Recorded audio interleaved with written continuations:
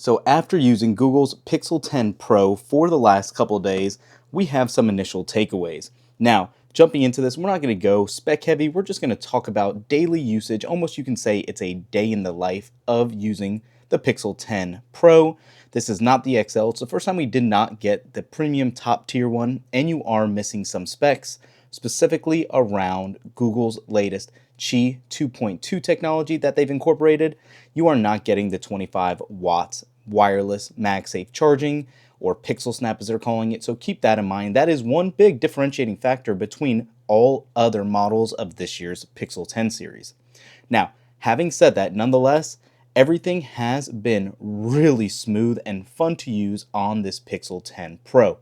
What Google really focused on this year wasn't so much a spec bump, because we know the Tensor chip has never been the top of the line chip. There's been a lot of comparisons out there talking about just how weak it is, even as opposed to some things you see on Apple's older A series chips.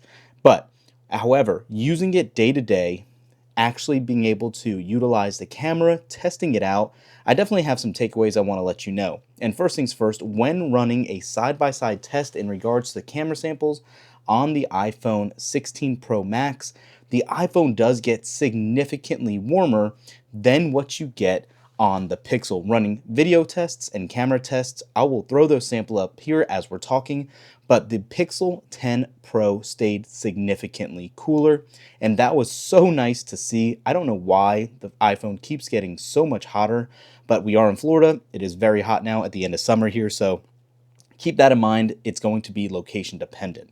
But one thing I can also say is just how nice this display looks in bright daylight as well.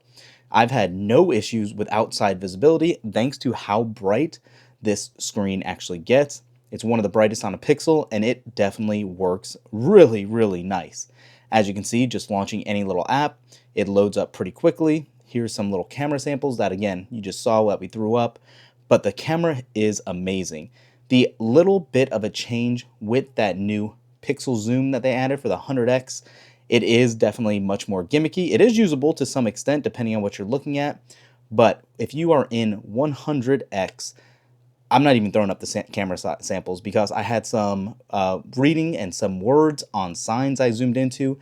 It is definitely 100% AI driven, and they were very AI generated, if that makes sense. The letters didn't make sense. They look like hieroglyphics just because it was trying to fill in some of the gap in the pictures and what it thinks it was seeing. Aside from that, though, like we were kind of touching on, I'm so happy that Google did add MagSafe charging to this, or Qi 2.2 charging, and their new accessories here, like the Pixel Ring here, being able to adjust it to any location you want.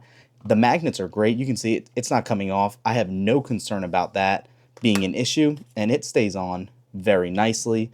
And just like MagSafe, you have a puck if you choose to wirelessly charge it.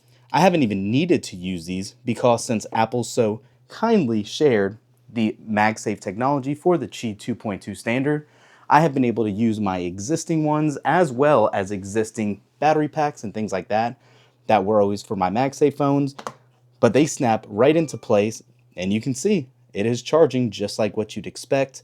And this Anchor charger right here is a good one as well. Make sure to stay tuned to the channel because we do have a ton of new charging accessories, courtesy of other partners, specifically Ugreen and all that you're going to love to see with the new iPhone 17 series coming out in a couple weeks.